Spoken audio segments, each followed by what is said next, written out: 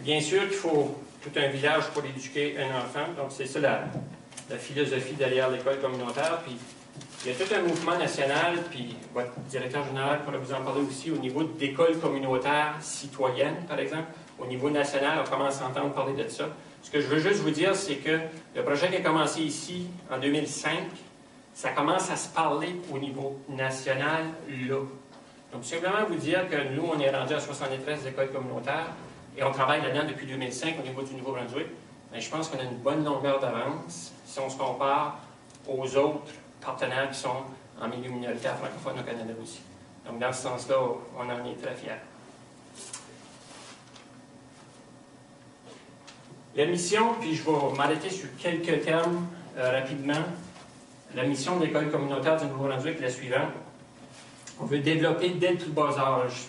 S'il y a un message que je voudrais vous laisser ce soir, c'est qu'il faut commencer tôt. Il faut commencer quand les enfants sont jeunes, à développer une culture de l'apprentissage autonome, donc d'apprendre par soi-même pendant toute sa vie.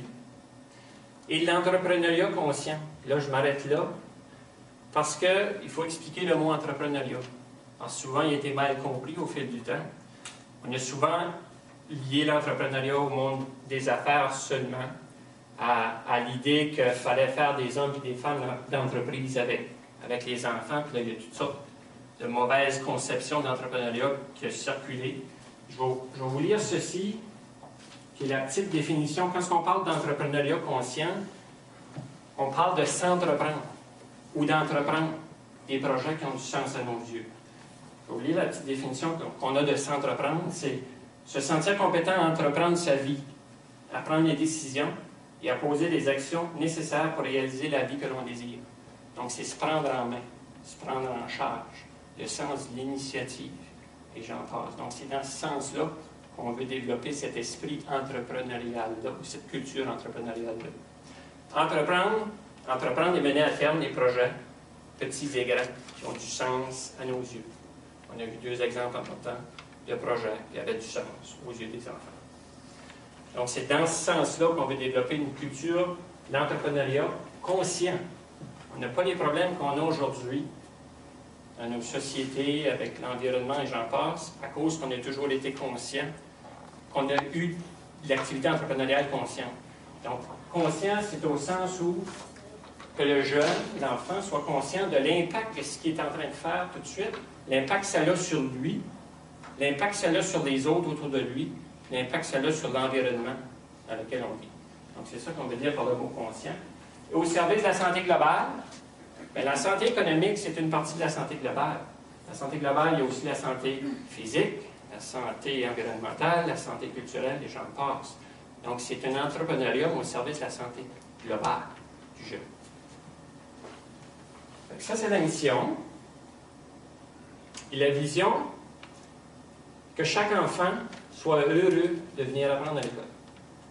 Et ça, encore une fois, au fil des années, on disait à un moment donné, c'est des écoles joyeuses. Il n'y a pas d'apprentissage dans l'école entrepreneuriale ou dans l'école communautaire entrepreneuriale.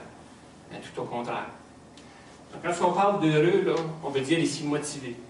Ça veut dire que l'enfant, le jeune, se lève le matin et qu'ils veulent aller à l'école. Et les exemples que René a donnés et Kevin ont donnés, par exemple, c'est que le jeune, il est accroché avec des projets qui ont du sens à ses yeux. Donc, c'est dans ce sens-là. Donc, ce qu'on veut dire par heureux, c'est que chaque jeune se lève le matin et qu'ils veulent aller à l'école. Dans ce sens-là. Et à la question qu'on me pose, c'est quoi la différence entre une école communautaire où est-ce qu'il y a une approche entrepreneuriale, puis une école dite non communautaire, ou une école qui ne serait pas communautaire ou qui n'aurait pas d'approche entrepreneuriale? Bien, la grande différence, c'est qu'on veut développer un profil de sortie chez chaque jeune. Puis, la question, le profil de sortie, c'est à quoi qu'on veut. Le profil, c'est à quoi ressemble le jeune à la fin du secondaire. Nos jeunes qui quittent nos écoles, quelles compétences devraient-ils avoir? Quelles qualités devraient-ils avoir? C'est dans ce sens-là qu'on a identifié un profil de sortie. Et les 3 compétences qu'on développe, je l'ai mentionné tantôt rapidement, je ne le redirai pas. Entre autres, s'entreprendre, entreprendre et innover, mais de façon consciente, de façon responsable. et autonome. Et on a aussi des qualités. Et je vais en nommer quelques-unes. La confiance, par exemple. La solidarité, le leadership, l'ingéniosité. Le message finalement que je vais vous dire, c'est au niveau de l'école communautaire, c'est non seulement les connaissances, on va mettre le focus dessus, c'est aussi les compétences et les qualités. Donc des choses que l'enfant va pouvoir se servir, le jeune va pouvoir se servir pour le restant de ses jours. Donc on va parler davantage de compétences durables. Donc imaginez si nos jeunes sortaient encore plus confiants en eux quand ils sortiraient de l'école. Puis imaginez si on commence à travailler la confiance en soi très très tôt. Et là, j'en passe, l'ingéniosité, l'esprit d'équipe, etc. Et les projets qu'on vient d'entendre et des projets qu'on va réentendre, on va entendre d'autres projets ce soir, bien, c'est dans le but de développer ça aussi. Puis oui, je ne suis pas en train de dire qu'on ne travaille pas des programmes d'études, bien au contraire, on les travaille de façon intégrée. C'est-à-dire que les exemples qu'on a entendus tantôt, c'est comment on fait la communication orale dans le programme de français dans un contexte de vraie vie, par exemple. Comment on fait des mathématiques dans un contexte de vraie vie. Donc c'est pour ça que les projets qu'on a entendus tantôt et qu'on va entendre un peu plus tard, c'est justement les liens qu'il faut faire. C'est dans un contexte d'apprentissage qui est authentique, puis c'est signifiant pour le jeune.